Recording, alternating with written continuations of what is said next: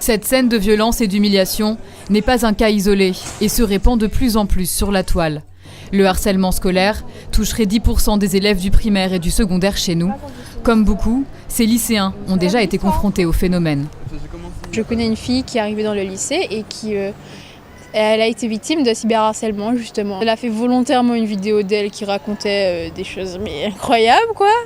Et du coup les gens ont commencé à la traiter de tous les noms, donc de pute, excusez-moi, de salope, voilà, des insultes. J'ai une amie qui a vécu ça justement. Et on faisait des photomontages et ça avait tourné dans tous les collèges, dans des lycées aussi. C'est discréditer une personne et c'est pas un comportement humain. En 2016, 37 cas de harcèlement en milieu scolaire ont été recensés chez nous, 46 cette année. Violences verbales, physiques, injures et moqueries répétées. Pas toujours évident pour les parents de déceler des attaques envers leurs enfants. Des parents inquiets, Yves en rencontre de plus en plus lors de réunions.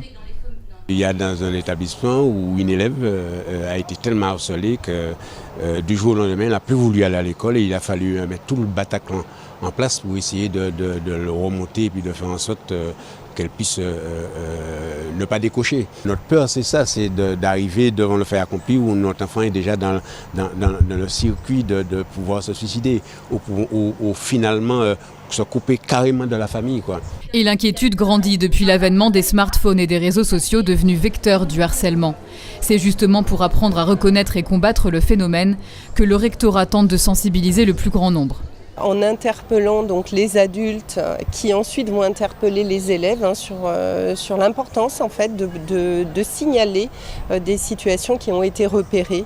Et puis après tout un protocole de traitement qui est établi de manière à ce que le rectorat réceptionne en fait toutes les situations qui ont pu être repérées sur le terrain et puisse s'assurer d'un bon traitement de ces situations, qui n'est pas que la plainte que les parents peuvent adresser, c'est aussi un traitement local dans la classe, au sein de l'établissement. Au même titre que le harcèlement moral ou sexuel, le cyberharcèlement est puni par la loi, jusqu'à 2 ans d'emprisonnement et 30 000 € d'amende.